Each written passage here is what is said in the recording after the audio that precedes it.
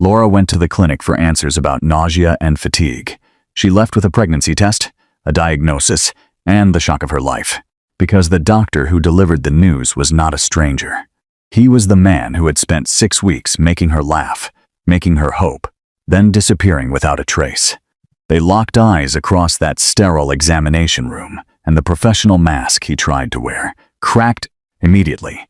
She had come for a simple checkup, but nothing about what happened next would be simple. Not the pregnancy, not the fact that he ran the most exclusive clinic in Gangnam, and definitely not the truth about what else he ran in the shadows of Seoul. Laura sat in the taxi, scrolling through risk assessments on her phone. The nausea had been going on for 2 weeks now. She kept telling herself it was stress, bad kimchi, maybe that seafood place near the office, but her body knew better than her excuses. The clinic looked expensive. Glass and white marble, the kind of place where rich people went to have their problems fixed quietly. Her colleague had recommended it. Same week appointments, she had said. Professional. Discreet. Laura filled out the intake form while the taxi driver waited for payment. Name, she typed, then paused. Adeze Okan. Her middle name. Her mother's maiden name. She had used it before, back in Lagos when she wanted to move through the city, without her father's reputation following her old habit.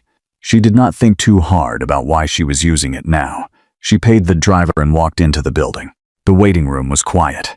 A woman in designer clothes sat across from her, flipping through a magazine. Soft music played from hidden speakers. Everything smelled like lavender and money. Laura opened her work tablet and pulled up the files she needed to review before the afternoon meeting.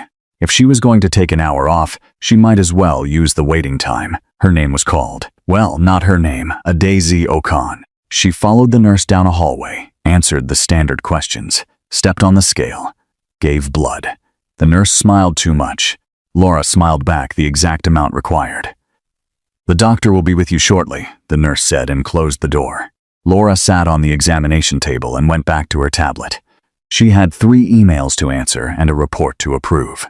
The appointment was just a formality. She probably just needed vitamins or rest, or to stop eating lunch at her desk. The door opened. She did not look up immediately. She was reading a clause about asset reallocation, and it did not make sense. Adeze Okan? Her head snapped up. Jun Hyuk stood in the doorway holding a tablet. He was reading it, not looking at her yet. White coat over dark clothes, hair pushed back. The same face she had not seen in 3 weeks. He looked up. The tablet stopped moving. 4 seconds passed, maybe 5. Laura could hear her own heartbeat. She could hear the air conditioning. She could hear the entire building, holding its breath. His face did not change, but something behind his eyes did. A shift, a crack in the wall. He stepped inside, closed the door. The click was very soft and very final. "Adeze," he said. His voice was even, professional, like they were strangers. Like he had not kissed her neck in his apartment 6 weeks ago while the city lights blinked outside. "It's a family name," Laura said. Her voice came out steady. She was proud of that. He looked at her for 1 more second. Then he sat down, opened her file on the tablet, and became a doctor. "What brings you in today?" She stared at him. He was really going to do this. Pretend, perform. Fine, she could pretend too. "Nausea, fatigue. I think I need vitamins." He asked her questions. She answered them. "When did the symptoms start? How often? Any dizziness? Any other changes?" It was the strangest 2 minutes of her life. Then the nurse knocked and entered with a small envelope. She handed it to Jun Hyuk and left. He opened it. Read the paper inside. Laura watched his face, watched the exact moment he understood. He read it again, slower this time. Then he placed the paper face down on the desk and went very still. The silence was different now, heavier. When he looked up, the professional mask was gone. Laura. Not Adeze. Laura. Her real name in his voice after 3 weeks of nothing. Her stomach dropped. "You're pregnant," he said quietly. "I see that," she said. "It's mine." It was not a question, but she answered anyway. "Yes." He stood up, walked to the window, stood there with his back to her, one hand on the glass. She waited. She was good at waiting. 2 years in Seoul had taught her patience. But her hands were shaking, so she put them in her lap. "I didn't know this was your clinic," she said. "I know." He did not turn around. That surprised her, that he believed her, that he knew she had not come here to trap him or corner him or make a scene. "I need to leave," she said. She stood up. reached for her bag. Laura. She stopped. He turned from the window, looked at her with something she could not read. I'll have a car take you. She almost laughed. Of course. He could not help himself. Managing, fixing, controlling the exit. I have legs, she said. She walked out. The hallway was bright and cold. Her heart was beating too fast. She passed the nurse, past the waiting room, pushed through the glass doors into the Seoul heat. She made it 2 blocks before she had to sit down. There was a bench outside a coffee shop. She sat, put her head in her hands, breathed, pregnant, with his child. The child of a man who had disappeared from her life 3 weeks ago like smoke. Her phone buzzed. A message from her supervisor. The meeting had been moved up an hour. She needed to get back to the office. Laura stood up, smoothed her skirt, put her phone away. She had survived worse than this. If you are enjoying this story so far, do me a favor and hit that like button. Let me know in the comments what you think Laura should do next. Should she tell him? Should she handle this alone? Drop your thoughts below. She went back to work. That night, Laura sat in her apartment staring at the test results the clinic had emailed her. Positive. 6 weeks. She had known, of course. Her body had been telling her for days, but seeing it in writing made it real in a way that sitting in his office had not. 6 weeks ago, she had still been sleeping in his bed on weekends. 6 weeks ago, he had still been answering her calls. She opened her laptop and tried to work. The financial models blurred together. She closed the laptop. Her phone rang. Not her sister. Hey. Nkichi's voice was bright and loud. I'm bored. Entertain me. Laura smiled despite everything. You're supposed to be studying. I am studying. I'm studying the best way to convince you to let me visit Seoul next month. Nkechi, I'm serious. I have money saved. Well, some money. I can stay with you. I'll cook. I'll clean. You won't even know I'm there. You've never cleaned anything in your life. Rude. True, but rude. Laura leaned back on her couch. Outside her window, the city glowed. Gangnam never really slept. There were always lights, always movement. How's school? Laura asked. Hard. Boring. I'm reconsidering my entire life. How's the corporate slavery? Lucrative. Nkechi laughed. Then her voice shifted. You sound tired. I'm fine. Laura, I'm fine, Nkechi. A pause. Her sister knew her too well. Is it a man? Nkechi asked. Laura closed her eyes. When is it ever a man? That's not a no. Goodbye, Nkechi. Wait, I'm sorry. I'll stop. But seriously, are you okay? I will be, Laura said, and she meant it. She always figured things out. Always landed on her feet. They talked for another 10 minutes about nothing important. When they hung up, Laura felt a little less alone. Then her phone buzzed again. A delivery notification. She had not ordered anything.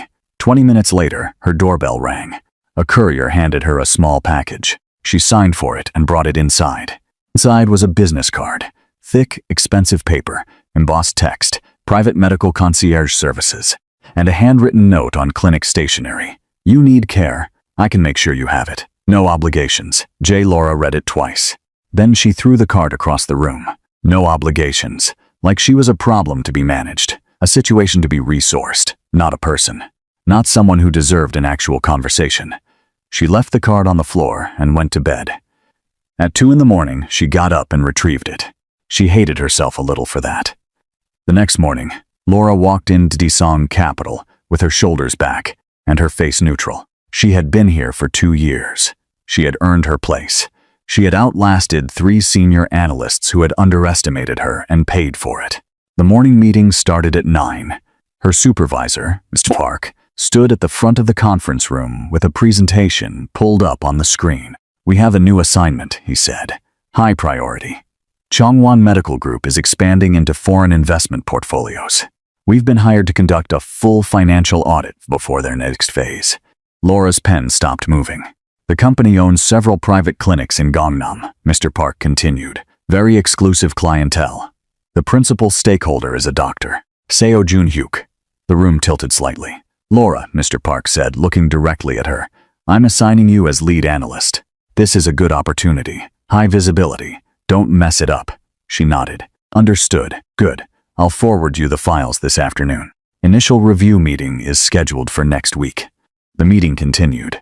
Laura took notes. Her handwriting was very neat and very controlled.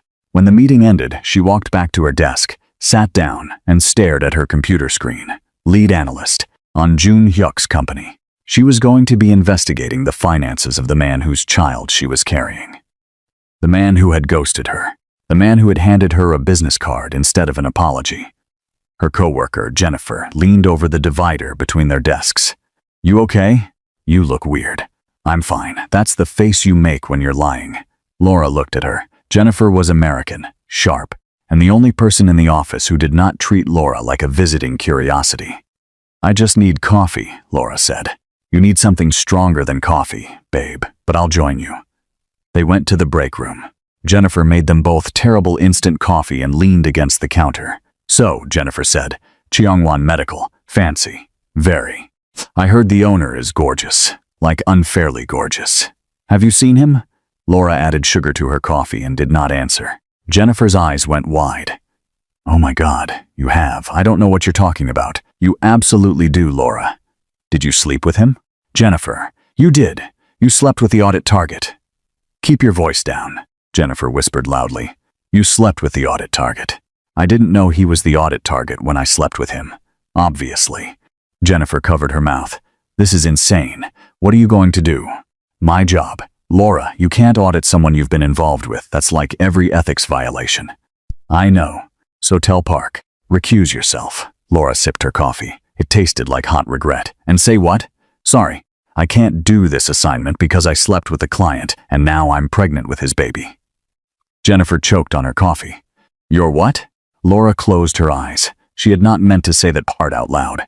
"Forget I said that." "Laura." "Jennifer, I will pay you to forget I said that." Jennifer set down her coffee cup very carefully. "Does he know?" "Yes, and nothing.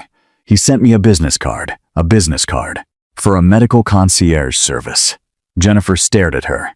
Then she said a word that would definitely not be safe for children. "Men are trash." Jennifer concluded. "All of them, every single one, helpful." "I'm serious. What are you going to do?" Laura looked out the break room window at the skyline.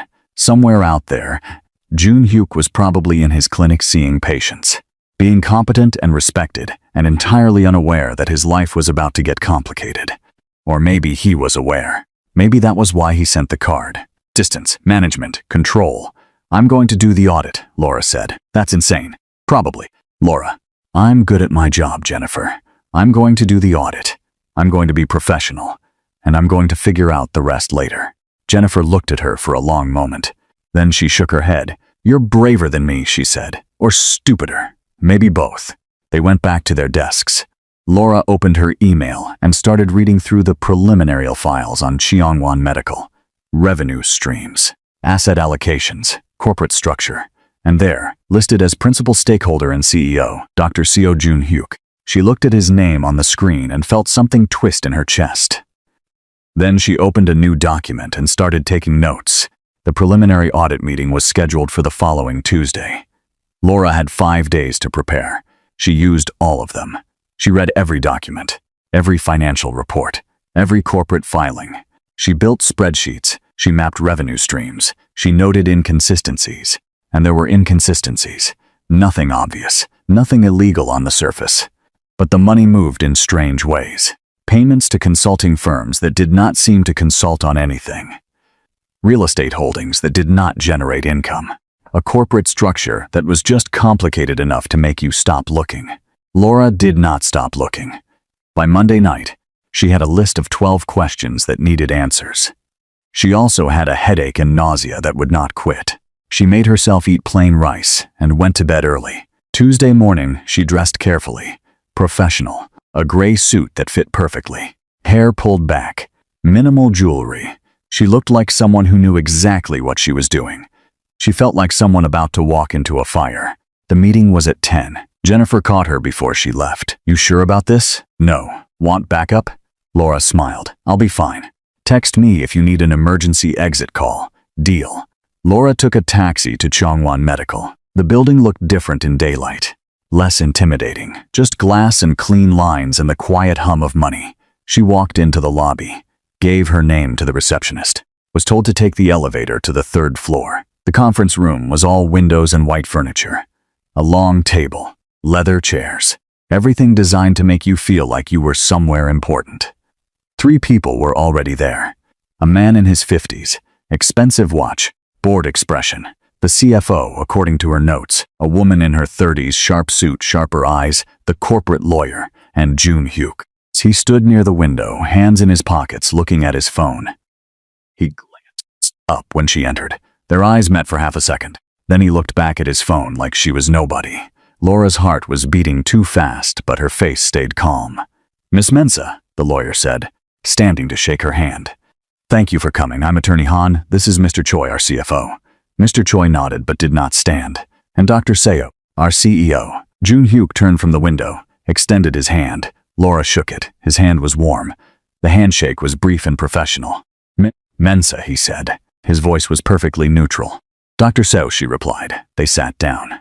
Laura pulled out her tablet and her notes. "Shall we begin?" Attorney Han said. For the next hour, Laura asked her 12 questions. She asked about the consulting firms. Mr. Choi had answers that sounded good but meant nothing. She asked about the real estate holdings. Attorney Han explained the long-term investment strategy. She asked about the corporate structure. Jun Hyuk said it was designed for tax efficiency. Laura took notes. She did not push. Not yet. This was a preliminary meeting. She was mapping the terrain. But she knew what she was looking at. This was not just a medical company. This was a shell. A beautiful, expensive, perfectly legal shell wrapped around something else. When the meeting ended, everyone stood. Attorney Han and Mr. Choi left together, already talking about lunch. Laura packed her tablet into her bag. "Ms. Mensah." She looked up. Jun Hyuk stood on the other side of the table. They were alone. "Yes?" He hesitated. For just a moment, the professional mask slipped. "Can we talk?" Privately, Laura looked at him, at the man who had been inside her body, who had made her laugh, who had disappeared without explanation, who was now asking for a private conversation like he had any right to one. "I don't think that's appropriate," she said. "Given the circumstances, Laura, it's Ms. Mensah, in this building, during this audit." His jaw tightened. "Fine, Ms. Mensah. 5 minutes." She should have said no, should have walked out. She did not walk out. 5 minutes, she said. He closed the conference room door. They stood on opposite sides of the table. "Are you keeping it?" he asked, straight to the point. No small talk, very him. "I don't know yet," she said, "and when I decide, you'll be the second person I tell." "Who's the first?" "Me." He looked at her. Something moved across his face. Frustration, maybe, or respect. "Hard to tell. I can help," he said. "Financially, medically. Whatever you need. I don't need your money. I know you don't need it. I'm offering it anyway. How generous." "Laura." "Mrs. Mensah." He took a breath. Let it out slowly. "You're angry. I'm professional. You're both." She could not argue with that. "Why did you disappear?" she asked. The question came out before she could stop it. He looked away. "It was necessary. That's not an answer. It's the only one I can give you right now." Laura picked up her bag. "Then we're done here. Wait." She stopped at the door, did not turn around. "I'm sorry," he said quietly, "for how I handled this, all of it." She looked back at him. He looked tired, almost human. "Sorry doesn't actually fix anything," she said. "But thank you for saying it." She left. In the elevator going down, her hands started shaking. She made it to the street before the tears came. She did not cry often. She had learned early that crying did not solve problems. But she let herself have 2 minutes.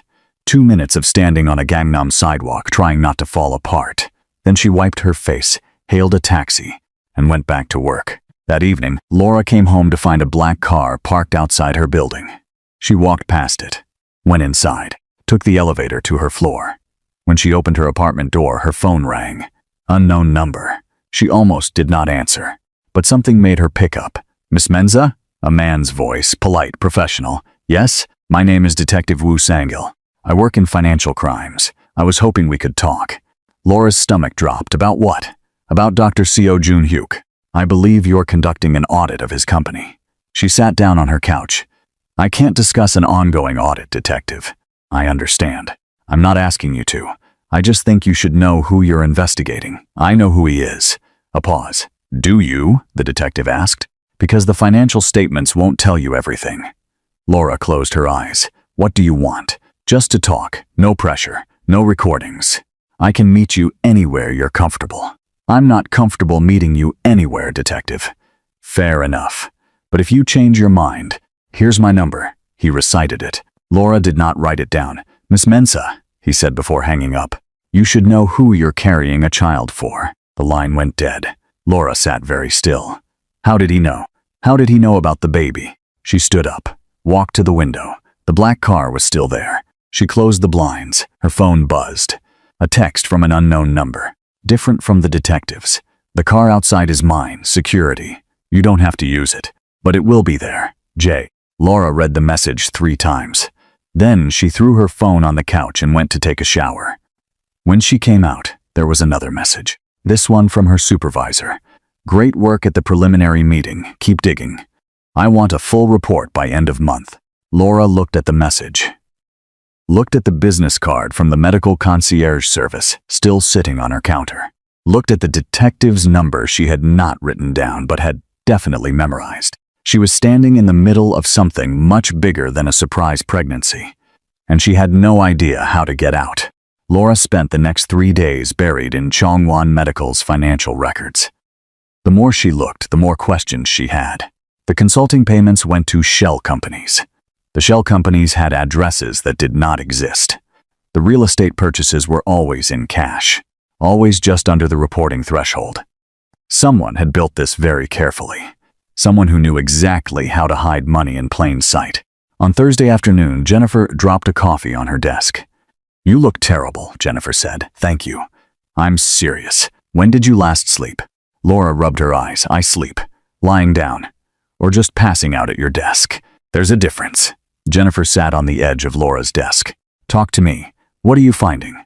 Laura glanced around. The office was mostly empty. Still, she lowered her voice. Everything is legal. Technically. But the structure is designed to obscure, not to optimize. Meaning? Meaning someone is moving money they don't want traced. Jennifer whistled softly. And you're going to report this? I don't know yet. Laura, I know how this sounds. But if I report everything I'm finding, it doesn't just hurt him. It hurts everyone who works for him. The nurses. The staff. People who have nothing to do with whatever else is happening. Since when do you care about protecting people who work for criminals? Laura looked at her friend. Since I got pregnant by one, apparently.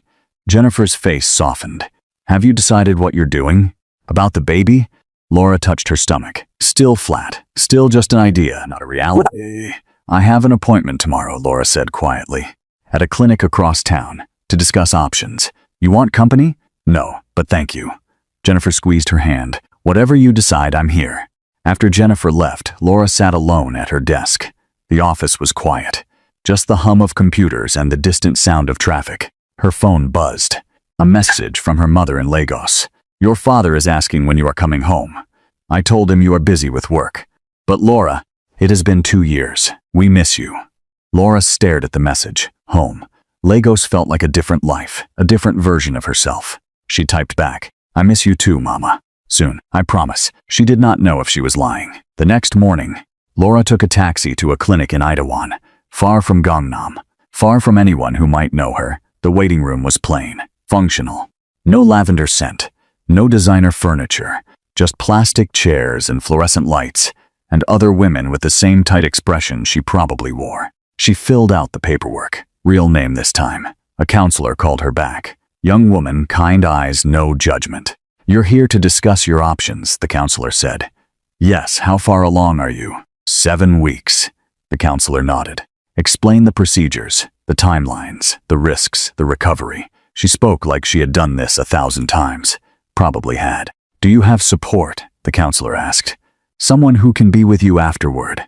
Laura thought about Jennifer. About Nkechi, thousands of miles away. About Jun Hyuk, who had sent a car instead of showing up. Yes, she lied. The counselor gave her pamphlets. Scheduled a follow-up appointment for the following week if Laura decided to proceed. Take your time, the counselor said. This is your choice. No one else's. Laura left the clinic with the pamphlets in her bag and no idea what she was going to do. She walked for a while. Itaewon was different from Gangnam. More international. Less polished. She could hear English and Arabic and Russian mixing with Korean. She found herself outside a small cafe. Went inside. Ordered tea. Her phone rang. Jun Hyuk. She stared at the name on the screen, answered. Yes? Where are you? His voice was tight. That's none of your business. My security said you went to Itaewon. To a clinic. Laura's hand tightened on the phone. You're having me followed. I'm making sure you're safe. No, you're invading my privacy. Laura, please just tell me what you're doing. She almost hung up, almost screamed at him, almost threw the phone across the cafe. Instead, she said very quietly, I'm figuring out if I want to have this baby, and I don't need an audience while I do it. Silence on the other end. Then, I'm sorry. You're right, I'll call off the security. Thank you. But Laura, what? Whatever you decide, I'll support it. I know I've been terrible at showing that, but I mean it. She closed her eyes. Hated that his voice still did things to her heart. I have to go, she said. She hung up before he could respond. That weekend, Laura did something she had not done in months. She went to church. Not a Korean church. An international congregation that met in a rented building in Yongsan. Mostly Africans and Filipinos and other people, far from home looking for something familiar. She sat in the back and listened to the service in English. The pastor talked about choices and consequences and grace. Laura was not sure she believed in grace anymore, but she stayed until the end anyway. Afterward, an older Nigerian woman approached her. First time here? The woman asked in Igbo. Laura answered in the same language. Yes, ma. You look troubled, daughter. Laura smiled weakly. Just life. The woman patted her hand. Life is hard, but God is good, you remember that. Laura thanked her and left. On the taxi ride home, she made her decision. She was keeping the baby, not because of Jun-hyuk, not because of pressure or expectation or fear, because somewhere in the last 7 weeks, a small stubborn part of her had started to want this. Want the child. Want the impossible future it represented. She called Jun-hyuk that night. He answered on the first ring. I'm keeping it, she said. This doesn't mean we're together. This doesn't mean I forgive you. This just means I've made a choice about my own body. We'll figure out the rest later. Silence. Then so quietly she almost missed it. Thank you for telling me. I'm going to need space, Jun-hyuk. Real space. Not your version where you have me followed and send cars and manage everything from a distance. Okay, I mean it, I know. I'll respect that. I promise. She wanted to believe him. Good night, she said. Good night, Laura. She hung up and sat in the dark of her apartment. 7 weeks pregnant, auditing the father, a detective circling, a future she could not predict, but it was her choice, her life, that had to count for something. Monday morning, Laura walked into the office with her shoulders back. Mr. Park called her into his office before lunch. How's the audit progressing? He asked. I'm finding some interesting patterns in the financial structure. Interesting good or interesting problematic? Laura chose her words carefully. Interesting enough that I want to dig deeper before making conclusions. Mr. Park leaned back in his chair. You know this is a high-profile assignment. Chongwon Medical has powerful connections. We need to be thorough, but we also need to be smart. Meaning? Meaning don't go looking for problems that don't exist. But if problems do exist, document everything. Laura nodded. Understood. As she stood to leave, Mr. Park said, You're good at this, Laura. Don't let anything compromise that. She paused. Like what? Like personal entanglements. I've heard rumors. Her blood went cold. What kind of rumors? That you know Dr. So socially. Is that true? She could lie. Should lie. I met him a few months ago at an investment dinner. We spoke briefly. Nothing more. It was technically true. They had met at a dinner. Everything else had happened after. Mr. Park studied her face. Good. Keep it that way. Professional distance. Always. Of course. She left his office feeling like the walls were closing in. Someone was talking. Someone had seen her with Jun-hyuk and connected the dots. She thought about the detective. About his black car outside her building. About Jun-hyuk's mother, who she had never met but who probably knew everything. She went back to her desk and opened her email. A new message. No subject line. Sender address she did not recognize. She opened it. A single photograph. Laura and Jun-hyuk leaving a restaurant 2 months ago. His hand on her back. Her laughing at something he said. No text. Just the photo. Laura deleted the email immediately. Her hands were shaking. Someone was watching. Someone wanted her to know they were watching. She grabbed her phone and went to the bathroom. Locked herself in a stall and called Jun-hyuk. Someone sent me a photo, she said when he answered. Of us. From 2 months ago. What? His voice went sharp. What kind of photo? Nothing bad. Just us leaving a restaurant. But Jun-hyuk, someone is watching. Someone sent it to my work email. She heard him moving. A door closing. I'm handling this, he said. How? How are you handling this? I have people looking into who's been asking questions. Laura, I need you to trust me. That's really hard to do when my career is about to explode and you won't tell me why someone is targeting me. Before you keep listening, I need you to do something for me. If this story is getting intense, if you are feeling the tension, drop a comment and let me know. Tell me what you think is going to happen next. And if you are new here, welcome. You are in for a ride. He was quiet for a long moment. Then he said, "Can you meet me tonight? Somewhere private. I'll explain everything." Everything? Everything I can. She should say no. Should keep her distance like she promised herself. Where? She asked. My apartment. 8 o'clock. I'll make sure no one sees you arrive. This is a bad idea, I know, but I think we're past good ideas. She hung up and stared at herself in the bathroom mirror. 7 weeks pregnant. Career hanging by a thread. About to walk into the apartment of a man she could not trust and could not stay away from. Her reflection looked tired. You're an idiot, she told herself. Her reflection agreed. That evening, Laura took 3 different taxis to make sure no one followed her. She got out 2 blocks from Jun-hyuk's building and walked the rest of the way. The doorman recognized her. Said nothing. Just nodded her toward the elevator. She rode up to the 23rd floor alone. Jun-hyuk opened the door before she knocked. You're early, he said. I'm efficient. He almost smiled. Almost. She stepped inside. The apartment looked the same. Floor-to-ceiling windows. No, wait. She was not supposed to describe it that way. Large windows. City lights. The same view she had memorized months ago when things were simpler. Do you want something to drink? He asked. Water is fine. He brought her water. They sat in his living room like strangers. Talk, Laura said. Jun-hyuk leaned forward, elbows on his knees. 3 weeks ago, I received intelligence that a rival organization was making moves against me. Part of their strategy was identifying people close to me and using them as pressure points. What kind of organization? He looked at her. The kind that doesn't show up in corporate filings. You're talking about organized crime. Yes. Laura set down her water. And you're involved in this how? I inherited it. I inherited the clinic and the legitimate businesses.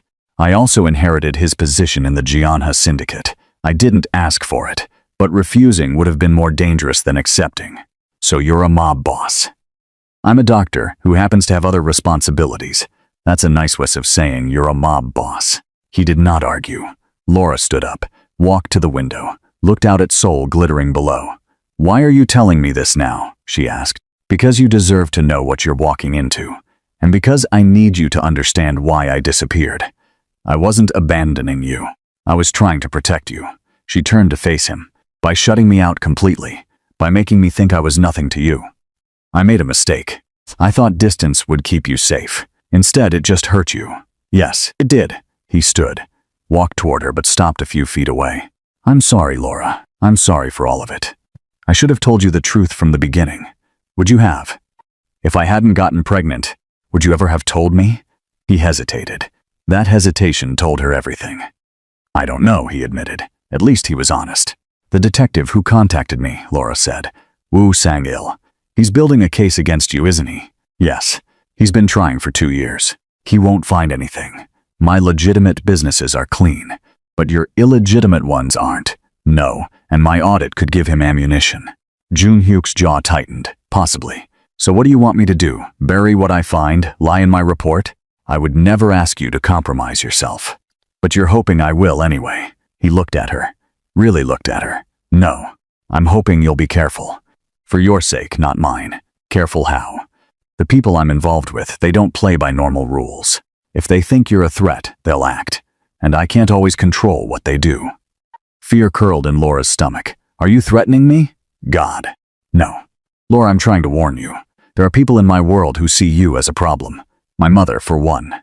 My second in command, for another. They don't know about the baby yet, but when they find out, they'll have opinions. Let them have opinions. I don't care. You should care. These are people who make problems disappear. The fear turned cold. You mean they'd hurt me? They'd pressure you. Make your life difficult. Force you to leave Seoul. I won't let it get that far. But you need to know what we're dealing with. Laura walked back to the couch, sat down, put her head in her hands. This is insane. This whole situation is insane. Junhyuk sat beside her, not touching, just close. I know. And if I could go back and do everything differently, I would. But I can't, so all I can do is try to keep you safe now. She looked at him, at the man she had laughed with, slept beside, started to care about before everything went wrong. I don't need you to keep me safe, Junhyuk. I need you to be honest with me. No more disappearing. No more managing things behind my back. If we're going to do this, raise a child together or whatever this becomes, I need the truth. Okay, I can do that. Can you? Because your instinct is to control everything, to fix things without asking, and I can't live like that. I'll try, I'll really try. She wanted to believe him. I should go, she said. Stay, please, just for a little while. She should have left, should have maintained distance and boundaries, and all the smart things. She stayed. They talked for 2 more hours.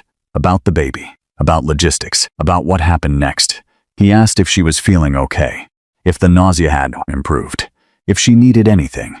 She told him about the clinic in Itaewon, about almost going through with the termination. I'm glad you didn't, he said quietly, but I would have supported you either way. Would you really? Or would you have tried to talk me out of it? Honestly, I don't know. I've never been in this situation before. That makes 2 of us. Around 11, Laura called a taxi. Junhyuk walked her to the door. Thank you for coming, he said. For listening. Thank you for finally telling me the truth. He reached out, hesitated, then gently touched her face. I meant what I said. I'm going to do better. Be better. She leaned into his hand for just a second, then stepped back. Prove it, she said. The next week, Laura received a formal invitation, thick paper, embossed lettering, delivered by courier to her office. Ms. Laura Mensah is invited to tea with Mrs. Seo Yeonja, Saturday 3 o'clock, Bukshan Traditional House. No recipe information, because it was not really an invitation. It was a summons. Laura showed it to Jennifer. That's his mother, right? Jennifer asked. I assume so. Are you going to go? Do I have a choice? You always have a choice. Laura looked at the invitation again. The handwriting was perfect. The paper was expensive. Everything about it screamed power. I'm going, Laura said. If I don't, it just makes things worse. Saturday came too quickly. Laura dressed carefully. Conservative dress, minimal jewelry, hair neat. She looked like someone respectable. Someone who belonged in nice places. She did not feel like that person. The taxi dropped her in Bucheon. Traditional houses with curved roofs, narrow streets, tourists taking photos. The address led her to a house set back from the road. A gate, a garden. Everything immaculate. A housekeeper opened the door, led her through the house to a sitting room that overlooked the garden. Seo Yeonja sat on a cushion at a low table. She was smaller than Laura expected. Elegant, hair perfectly styled.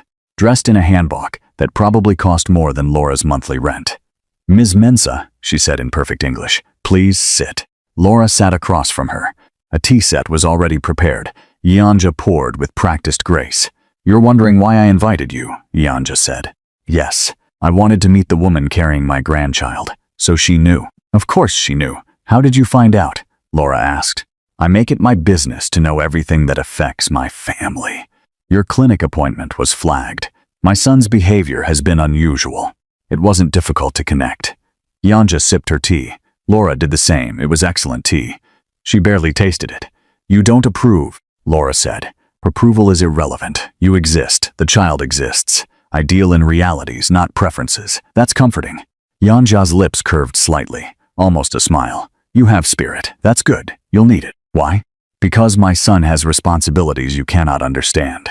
The Jeonha Syndicate has existed for 3 generations. It has rules, structures, hierarchies. A foreign woman with no connections and a complicated pregnancy disrupts all of that. Laura set down her teacup carefully. I didn't plan this. I didn't chase your son. I didn't get pregnant on purpose to trap him or access his world. I know. If I thought you were a schemer, we'd be having a very different conversation. Then what do you want from me? Yeonja looked at her directly. I want you to understand the cost of staying. Your career is already damaged. Your reputation is being questioned. These are just the beginning. If you stay with my son, if you raise this child in his world, you will always be the outsider, the foreign woman who doesn't belong. People will be cruel. They will test you. And I cannot protect you from all of it. I don't need your protection. Everyone needs protection, child. The question is whether you're strong enough to survive when it fails. Laura met her eyes. I've survived worse than gossip and social exclusion. Have you survived people who make other people disappear? The room went very cold. Is that a threat? Laura asked. It's a warning. There are factions within the syndicate who see you as a liability. My son can shield you from some of it, but not all. You need to decide if this life is worth that risk. Laura thought about the baby, about Junhyuk's hand on her face, about the future she had started to imagine despite everything. I've already decided, Laura said. I'm keeping the baby. I'm staying in Seoul, and I'm not going to let anyone, including you, make me feel small for it. Yanja studied her for a long moment. Then she reached beside her and pulled out a wrapped package. This belonged to my grandmother, she said. She made it for my son when he was born. I want your child to have it. Laura unwrapped it carefully. Inside was a traditional baby blanket, hand-stitched, beautiful. I don't understand, Laura said. I don't have to like this situation to accept it. You are carrying my grandchild. That makes you family whether I approve or not. And I protect family. Laura looked at the blanket, then at Yanja. Thank you, she said quietly. Don't thank me yet.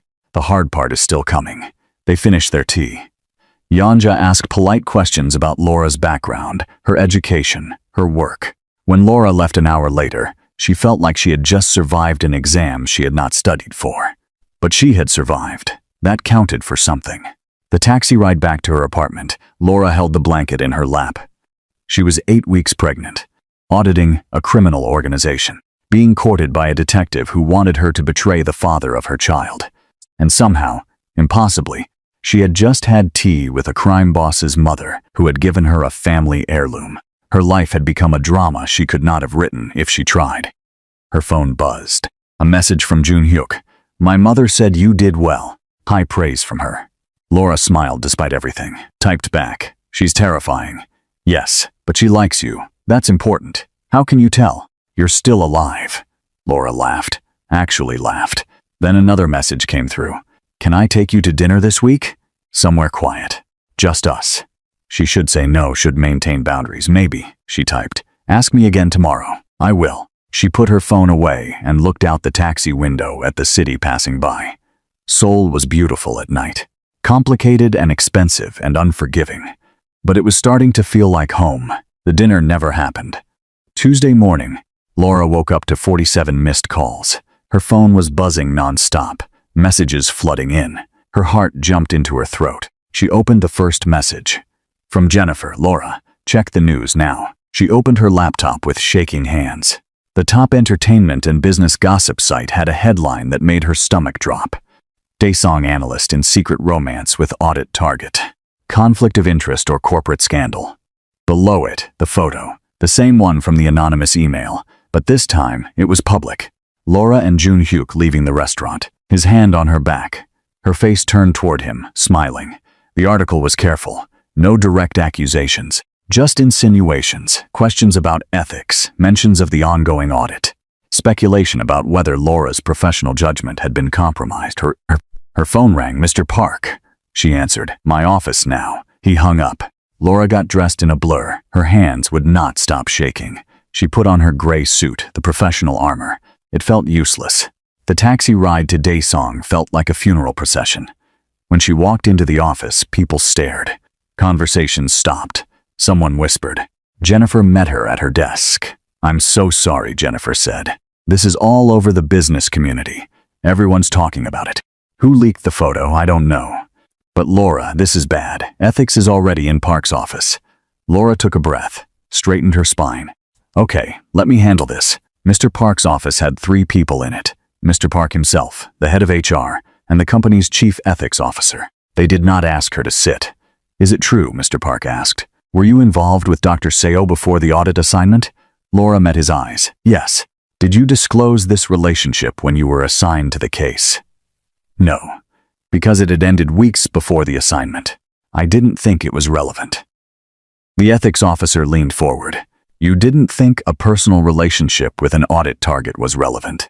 The relationship was over. I believed I could remain professional. Clearly, you were wrong, Mr. Park said. His voice was cold, disappointed. That hurt more than anger would have.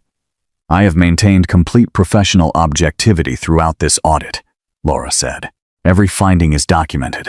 Every question is legitimate. My personal history with Dr. Seo has not influenced my work. That may be true, the HR director said, but the appearance of impropriety is just as damaging as actual impropriety. You've created a scandal that reflects poorly on this entire firm. Laura's hands clenched at her sides. I understand that, but I haven't violated any actual policies. You violated the spirit of those policies, Mr. Park said. And in this business, that's enough. The ethics officer pulled out a folder. We're placing you on administrative leave effective immediately, pending a full investigation. You'll need to surrender your access badge and your company laptop. Laura felt the floor tilt. For how long? Until we determine an appropriate course of action. And the audit will be reassigned. She wanted to argue, wanted to fight, but she could see it in their faces. The decision was already made. I understand, she said quietly. She walked back to her desk in silence, packed her personal items into a box. Jennifer helped without saying anything. Security escorted her out of the building. She had worked at Daesong for 2 years, proven herself 100 times over, earned respect in a company that had not wanted to hire her in the first place. Gone in one morning. She sat in a cafe across the street from the office and stared at nothing. Her phone rang. June Hyuk. Laura, I just saw the article. I'm so sorry. Did you know this was coming? No, I swear. I'm trying to find out who leaked the photo. It doesn't matter now. The damage is done. Where are you? Let me come get you. No, I need to be alone. I said no, June Hyuk. She hung up. Her phone buzzed immediately. A text from an unknown number. Still think you made the right choice protecting him. Call me when you're ready to talk. Detective Wu. Laura deleted the message. Then she went home and cried for the first time in years. 3 days later, Laura was still in her apartment, still in pajamas, still trying to figure out what came next. Jennifer had visited twice, brought food, sat with her, did not ask questions Laura could not answer. Nkechi called every day from Accra. Just come home, Nkechi said. You don't need Seoul. You don't need that job. Come home and we'll figure it out. I can't, Nkechi. Why not? What's keeping you there? Laura touched her stomach. Still flat, still a secret. I just can't, not yet. On the 4th day, there was a knock at her door. She looked through the peephole. June Hyuk. She almost did not open it, almost pretended she was not home. But she was tired of hiding. She opened the door. He looked tired too. Hair not perfectly styled, shirt wrinkled. Human, Can I come in? he asked. She stepped aside. He walked into her small apartment, looked around. She realized he had never been here before. Their relationship had existed in his spaces. His apartment, nice restaurants, places he controlled. Nice place, he said. You're a terrible liar. He almost smiled. They stood in her tiny living room, awkward, like strangers. I found out who leaked the photo, he said. Who? A journalist who's been paid by the rival faction. They wanted to destabilize me by attacking people close to me. You were an easy target. Lucky me. Laura, why are you here, June Hyuk? To apologize again? To tell me you're handling it? What exactly do you think you can fix this time? He looked at her. Really looked at her. I came to tell you that I'm done. Done with what? With the syndicate. With that life. I'm walking away. Laura stared at him. You can't just walk away from organized crime. I can. I am. I've spent the last 3 days arranging it. My second in command will take over operations. I'll maintain the legitimate businesses. The rest I'm done. Why? Because you were right. I can't keep controlling everything. I can't keep managing threats and making decisions that hurt people I care about. And I can't raise a child in that world. Laura sat down on her couch. June Hyuk, that's not how this works. You don't just quit because things got hard. I'm not quitting because things got hard. I'm choosing a different life. I'm choosing you, if you'll let me. Her heart was doing something complicated in her chest. You hurt me, she said quietly. You disappeared when I needed you. You tried to control my life instead of being part of it. You can't just decide now that you want to change. I know. And I know I don't deserve another chance. But I'm asking for one anyway. Why should I give it to you? He sat down beside her. Not too close. Respectful of her space. Because despite everything, I think you still feel something for me. The same way I feel something for you. And because our child deserves parents who at least try. She wanted to argue, wanted to protect herself, but he was right. "I'm scared," she admitted. "I'm scared you'll hurt me again. I'm scared of your world. I'm scared I'm making a huge mistake. I'm scared too. I've never done this before. Been with someone who challenges me, who doesn't just accept whatever I decide. It's terrifying, but it's also the most real thing I've felt in years."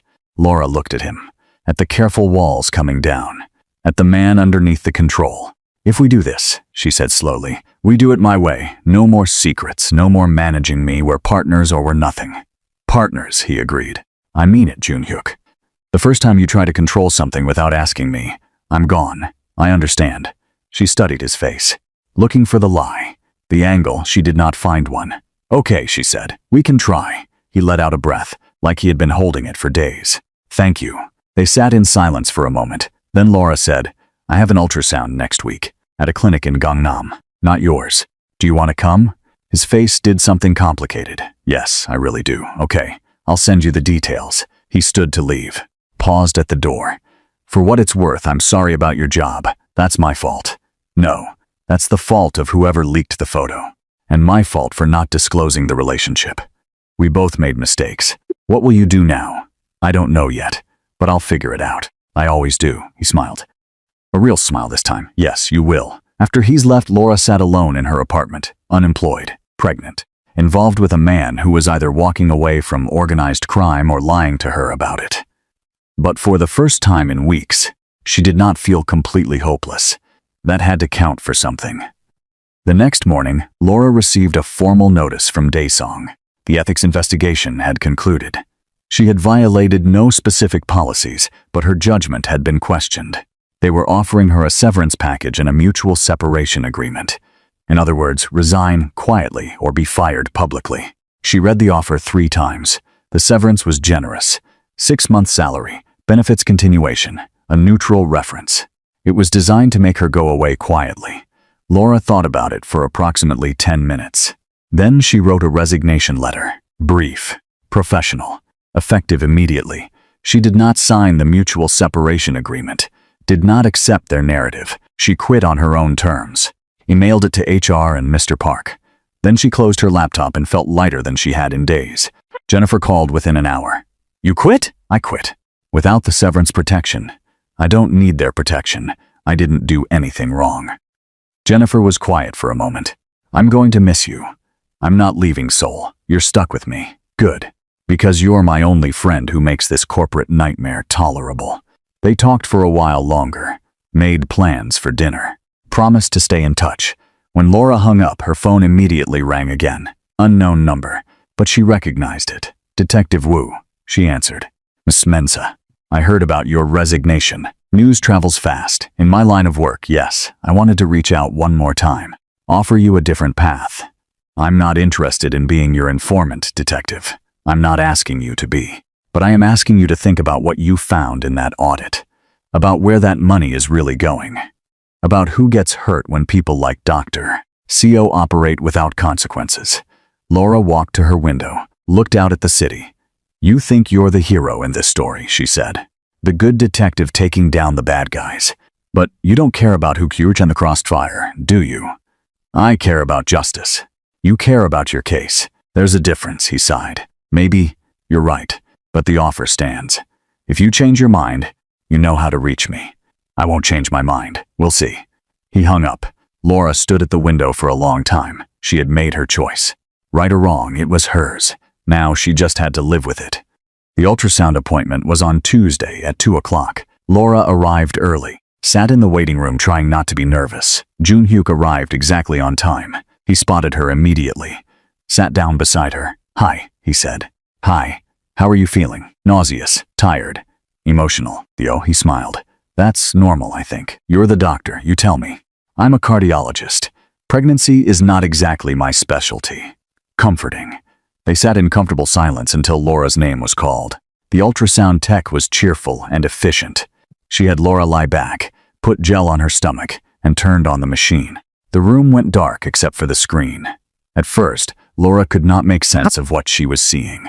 Just gray shapes and shadows. Then the tech pointed. "There, that's the baby." A small blob, barely recognizable as human, but the heartbeat was clear. A rapid flutter on the screen. Laura's breath caught. Jun-hyuk reached for her hand. She let him take it. They watched the screen in silence, watching their child exist, real and undeniable. Everything looks good, the text said. Strong heartbeat, good size for 9 weeks. I'll print you some pictures. When the appointment was over, they walked out of the clinic together. Jun-hyuk was still holding the ultrasound photos. Can I keep one, he asked. You can keep both if you want. Just one. You should have the other. They stood on the sidewalk. People rushed past them. The city kept moving. Do you want to get coffee? Jun-hyuk asked. I can't have coffee. Pregnancy. Tea then, or juice, or just sit somewhere that's not a sidewalk. Laura smiled. Okay, tea sounds good. They found a quiet cafe. Sat in the back corner. Jun-hyuk ordered for both of them. Remembered she liked her tea with honey. That small detail made her heart hurt in a good way. I talked to my mother, he said, about stepping back from the syndicate. She wasn't happy. I can imagine. But she understands, she said, and I quote, You're softer than your father, but maybe that won't kill you. Laura laughed. High praise. From her, yes. Their tea arrived. They drank in comfortable silence. Then Jun-hyuk said, I want to be there. For all of it. Appointments, decisions, late-night cravings, whatever you need. That's a lot to commit to. I know, but I'm committing anyway. Laura looked at him, at the earnest expression, the hope. Okay, she said, but I'm holding you to it. The first time you bail, we're done. I won't bail. Prove it. I will. Before we get to what happens next, I need to ask you something. Have you subscribed yet? Because this story is about to get even more intense, and you do not want to miss what is coming. Hit that subscribe button right now. Trust me, you will thank me later. 2 weeks later, Laura got a job offer. It came through a recruiter she had worked with before. A senior analyst position at an international firm with a Seoul office. Better title than Daesung, better pay, clean reputation. The recruiter was almost too enthusiastic. They specifically asked for you, she said. Said you came highly recommended. Laura knew immediately what had happened. She called Jun-hyuk. Did you arrange the job offer from Hansen International? Silence. Jun-hyuk. I made one phone call, just to make sure they knew you were available. The offer is real. You earned it. We talked about this. No managing my life without asking. You're right. I'm sorry. Do you want me to undo it? She should be angry. Should hang up and make a point. But she also needed a job, and the offer was good. Really good. No, she said finally. But next time, ask me first. Next time I will, I promise. There's going to be a next time, isn't there? Probably. I'm working on it. Despite everything, she smiled. I'm taking the job, she said. Good. You'll be great at it. I know I will. She started at Hansen 2 weeks later. The team was professional and international. No one asked about her personal life. No one whispered. It felt like starting over. She was 3 months pregnant now, starting to show just enough that loose clothing was becoming strategic. Jun-hyuk had been good to his word. He showed up, remembered things, asked before making decisions. They were not exactly together, but they were not apart either. It was complicated, but it was working. Then Keiichi called.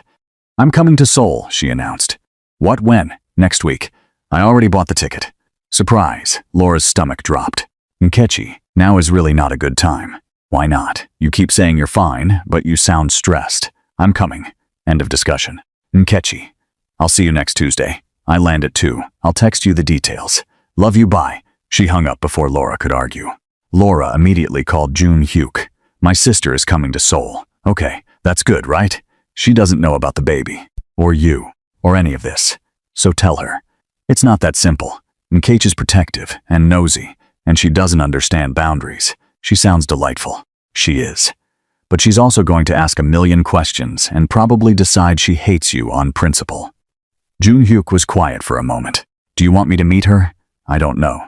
Maybe, eventually, just not immediately. Whatever you want, I'll follow your lead. That was the right answer. And Keiichi arrived on Tuesday with 2 suitcases and enough energy to power a small city. She hugged Laura so hard they both almost fell over. I missed you, Keiichi said. You look different. Did you cut your hair? No. Lose weight? No. Gain weight? Wait, are you eating enough? You look thin. We're getting food immediately.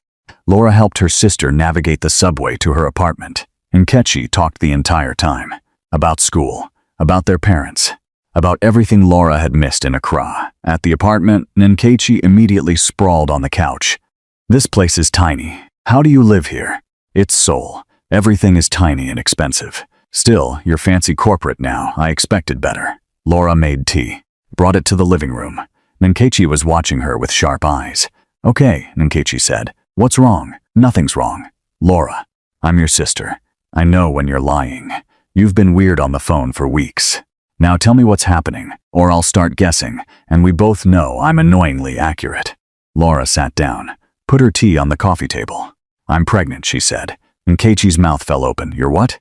Pregnant, almost 3 months. Oh my God, Laura. Does Mama know? Not yet. Who's the father? Wait, is it that guy you were seeing? The one you stopped mentioning? Yes. And where is he? Is he stepping up, or do I need to find him and have words? Despite everything, Laura smiled. He's stepping up, mostly.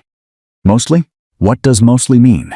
It means it's complicated. It's always complicated with you. Nkechi moved to sit beside Laura, took her hand. Are you okay? Really okay? Laura felt tears prick her eyes. I'm figuring it out. Do you love him? I don't know. Maybe. It's too messy to call it love yet. Does he love you? I think he's trying to. Nkechi squeezed her hand. Then that's something. You'll figure it out. You always do. They sat together for a while, Laura's head on her sister's shoulder. I want to meet him, Nkechi said. I know, you will. Just maybe give me a few days? Fine. But I'm judging him extremely hard when I do meet him. I would expect nothing less. The next few days were good. Laura showed Nkechi around Seoul. They ate street food and visited palaces and took 1,000 photos. Nkechi was charming and loud and made friends everywhere they went. Laura had forgotten what it felt like to just be happy. Then, on Thursday evening, they were walking back to Laura's apartment from dinner. 2 men stepped out of a black car parked on the corner. Excuse me, one of them said in Korean. Are you Nkechi Minsa? Nkechi looked at Laura. What are they saying? The man switched to English. We'd like you to come with us, just for a conversation. Laura stepped in front of her sister. Who are you? Friends of Dr. Seo. We just want to talk to your sister. Make sure she understands the situation. She's not going anywhere with you. The second man smiled. It was not a friendly smile. It's not a request. Laura pulled out her phone, started to dial Junhyuk. The first man gently took the phone from her hand. It's okay. We're not going to hurt anyone. We just need a few minutes. Nkechi grabbed Laura's arm. Laura, what's happening? It's fine, Laura lied. Just stay calm. The men gestured to the car. Please. They got in the car. Because what else could they do? The drive was short. They were taken to an office building in Gangnam, led upstairs to a conference room. A man in his 40s was waiting, well-dressed, cold eyes. Miss Menza, he said to Nkechi, I'm Cha Hyun-woo. I work with Dr. Seo. What do you want? Laura demanded. I want to have a conversation with your sister. You're welcome to stay. He gestured for them to sit. They sat. Hyun-woo leaned back in his chair, studied them both. Your sister is involved in a complicated situation, he said to Nkechi. She's carrying the child of a man with significant responsibilities. Responsibilities that come with risks. Are you threatening her? Nkechi asked. No, I'm explaining reality. Seoul can be dangerous for people who don't understand how things work. I'm suggesting that perhaps you should go home to Accra. And perhaps your sister should consider whether staying here is the wisest choice. Laura's hands clenched under the table. You have no right. I have every right to protect my organization. And right now, you are a complication we don't need. He stood. This conversation is over. My men will drive you home. Think about what I said. They were driven back to Laura's apartment in silence. When they got inside, Nkechi turned to Laura. What the hell was that? Who are these people? Laura sat down heavily. Remember when I said it was complicated? Laura, the father of my baby is involved in organized crime. Not directly. He's trying to get out. But the people he works with, they don't want complications. And apparently, we're complications. Nkechi stared at her. Are you serious right now? I wish I wasn't. Laura, you need to leave. Come home, get away from these people. I can't. Why not? Because I'm not letting them win. I'm not letting them scare me into running. That's not brave, that's stupid. Maybe. But it's my choice. Nkechi looked at her sister. Then she pulled out her phone. What are you doing? Laura asked. Calling Mama. You need backup. Nkechi. No, but she was already dialing. Laura grabbed the phone. Don't, please. I will tell her, but on my own timeline. Not like this. Nkechi looked mutinous, but she put the phone away. Fine. But I'm not leaving you alone in this. You have to go back to school. School can wait. My sister being threatened by mobsters is more important. Laura wanted to argue, but honestly, she was tired of being alone in this. Okay, she said, you can stay a little longer, but you have to be careful. No asking questions. No investigating. Just stay close and stay safe. Deal. That night, Laura called Junhyuk. Your people picked up my sister. What? His voice went sharp. Hyun-woo. He had her brought in for a conversation, told her to go home, told me to reconsider staying in Seoul. Junhyuk swore. Creatively, I'm handling this right now. How? I'm going to make it very clear that my family is off limits. Laura, I'm sorry. This is exactly what I was trying to prevent. I know, but you need to handle it. Because if anyone comes near my sister again, I'm going to the police. I don't care what it costs. Understood. I'll fix this. He hung up. Laura sat with her phone in her hand. This was her life now. Threats and power plays and men making decisions that affected her without asking. She was so tired of it, but she was not giving up. Not yet. The next morning, Junhyuk called. It's handled. Hyun-woo has been told to back off. No one will approach your sister again. How can you be sure? Because I made it clear that if anything happens to either of you, I'm done with all of them, and they need me more than I need them. That sounds dangerous. It's the truth. My mother backed me up. She might not like you, but she respects that you're carrying her grandchild. That means you're protected. Laura let out a breath. Okay. Thank you. Laura, I think you and Nkechi should move. Just temporarily, until things settle. I have a secure apartment in my building. Different floor from mine. 24-hour security. Junhyuk, I know, I'm managing. But this time I'm asking, please, for my own peace of mind. She wanted to say no, wanted to maintain her independence, but Nkechi was in danger because of her. And that changed things. Okay, but just until Nkechi goes home. Then I'm going back to my place. Deal. They moved that afternoon. The apartment was beautiful, secure. Everything Junhyuk had promised. Nkechi was impressed despite herself. Okay, I'm starting to see why you like this guy. I don't like him because of his apartment, but it doesn't hurt. Laura smiled. That evening, Junhyuk came by. He brought food, enough for an army. Laura introduced him to Nkechi. They shook hands, sized each other up. You're the one who got my sister pregnant, Nkechi said. Yes. And you're involved in organized crime. I was. I'm not anymore. That's convenient timing. Nkechi, Laura warned. But Junhyuk smiled. No, she's right to be suspicious. I would be too. All I can tell you is that I'm trying to be better, to do right by your sister. I know I've messed up, but I'm here now and I'm not going anywhere. Nkechi studied him for a long moment. Okay, I'll give you a chance. But hurt her again and I'll find a way to make your life miserable. Fair enough. They ate together. It was awkward at first. Then Junhyuk asked Nkechi about school, and she started talking and did not stop for 20 minutes. Laura watched them. Watched Junhyuk actually listen, actually engage. It was nice. Seeing pieces of her life come together. After dinner, Nkechi excused herself to call a friend. Laura walked Junhyuk to the door. She's great, he said. I can see why you wanted to protect her. Thank you for understanding. Thank you for letting me in. I know it's not easy. No. But it's getting easier. He smiled, then hesitated. Can I? He gestured vaguely toward her. Can you what? Touch you. I don't want to assume.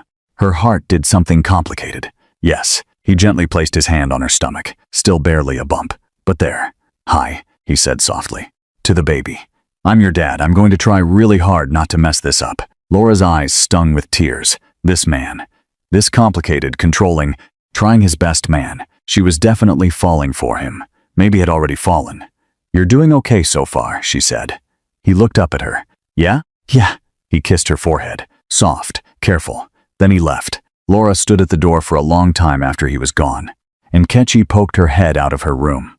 Okay, I like him. He's good for you. You were eavesdropping, obviously. That's what sisters do. Laura laughed. For the first time in months, everything felt like it might actually be okay. 2 weeks later, Nkechi flew back to Accra. Laura took her to the airport. They hugged for a long time. Take care of yourself, Nkechi said. And that baby. And call me if anything happens. I will. I mean it. Anything. I know. I love you. Love you too. Laura watched her sister disappear through security. Then she went back to the apartment. Her apartment now. Junhyuk had offered to let her stay, but she had moved back to her own place. She needed some independence, some space that was just hers. But Jun-hyuk came by most evenings, brought food, sat with her. They talked, really talked, about childhoods and fears and hopes. Laura learned about his father, the pressure, the expectations, the weight of inheriting a legacy he never wanted. Jun-hyuk learned about Lagos, about being the eldest daughter, about carrying her family's hopes on her back across continents. They were both so tired of carrying things alone. At 4 months pregnant, Laura started showing for real. No more hiding it with loose clothes. Hansen International was supportive. They had good maternity policies. Her boss was a woman who had 3 kids and understood. Laura was grateful. The audit findings from Daesong were never released publicly. The case went quiet. Laura suspected Jun-hyuk had something to do with that. She did not ask. Detective Woo stopped calling. The gossip about the scandal faded. Seoul moved on to the next drama. Laura's life became almost normal. Work, doctor appointments, evenings with Jun-hyuk, weekend calls with Nkechi and her mother, who finally knew about the baby and had opinions, but was mostly just happy. At 6 months, they found out they were having a girl. Jun-hyuk cried, actually cried. Laura held his hand and felt something settle in her chest. This was really happening. They were really doing this. At 7 months, Laura woke up in the middle of the night with an idea.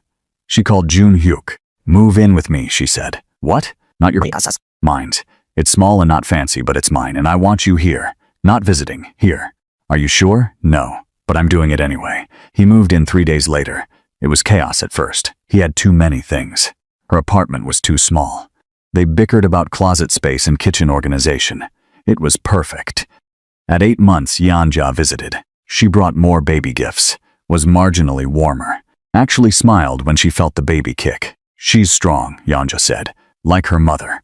Laura did not correct her assumption that she meant physically strong. At 38 weeks, Laura went into labor. Jun-hyuk panicked. Actually panicked. The composed doctor lost his mind. Laura had to talk him through breathing exercises while having contractions. It would have been funny if it had not hurt so much.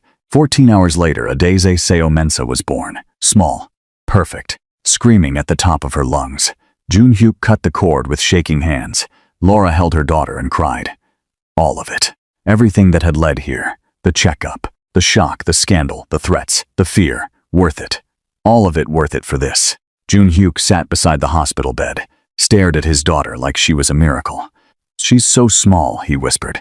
"She's perfect. She looks like you. She has your nose." "Poor thing." Laura laughed, then winced. Everything hurt. But it was a hurt. A beginning hurt. Nkechi video called from Accra, cried happy tears. Made Laura promise to bring the baby home soon. Jennifer visited with flowers and a stuffed animal bigger than the baby. Yanja came, held her granddaughter, looked at Laura with something that might have been respect. "You did well," she said simply. From her, it was high praise. Detective Wu sent a card. "Congratulations. May she inherit your spine and his stubbornness. Best combination." Laura smiled at that. 3 days later, they brought Adeze home. The apartment was full of flowers, baby supplies, and chaos. Jun-hyuk tried to organize everything. Laura told him to stop. They bickered. The baby cried. They figured it out. It was messy and hard and nothing like Laura had planned, but it was theirs. Late one night, Laura sat in the nursery feeding Adeze. Jun-hyuk appeared in the doorway. "Can't sleep?" Laura asked. "I just wanted to check on you both." He sat on the floor beside the rocking chair. Watched them. "I never thought I'd have this," he said quietly. "Have what?" "A family. A real one. Not the organization or the legacy. Just this. People I love who love me back." Laura's throat tightened. "You have it now." "I know. I'm terrified I'll mess it up." "You will. We both will. That's parenting." He smiled. "That's comforting. But we'll figure it out. Together." "Together," he agreed. Adeze finished eating. Laura handed her to Jun-hyuk. He held her like she was made of glass. Laura watched them. Her daughter. Her, whatever Jun-hyuk was. Partner. Co-parent. The man she was definitely in love with, even if they had not said it yet. Her family. She had come to Seoul for a career. Stayed because leaving felt like giving up. Found something she had not been looking for. The checkup that changed everything. The diagnosis that led her here. She would not change any of it. Well, maybe some of it. The scandal could have been skipped. And the threats. Definitely the threats. But the rest, the messy, complicated, impossible rest, she would not trade it. Outside the window, Seoul glowed. Still beautiful, still expensive, still unforgiving. It was home now. If you made it to the end of this story, thank you for staying with Laura through everything. Her journey was not easy, but she made it. And if this story touched you, if you felt something, do me a favor. Subscribe to this channel.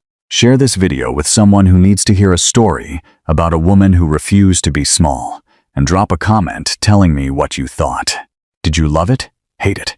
Want more stories like this? Let me know. I read every single comment. Until next time, remember that your story is yours. Do not let anyone write it for you.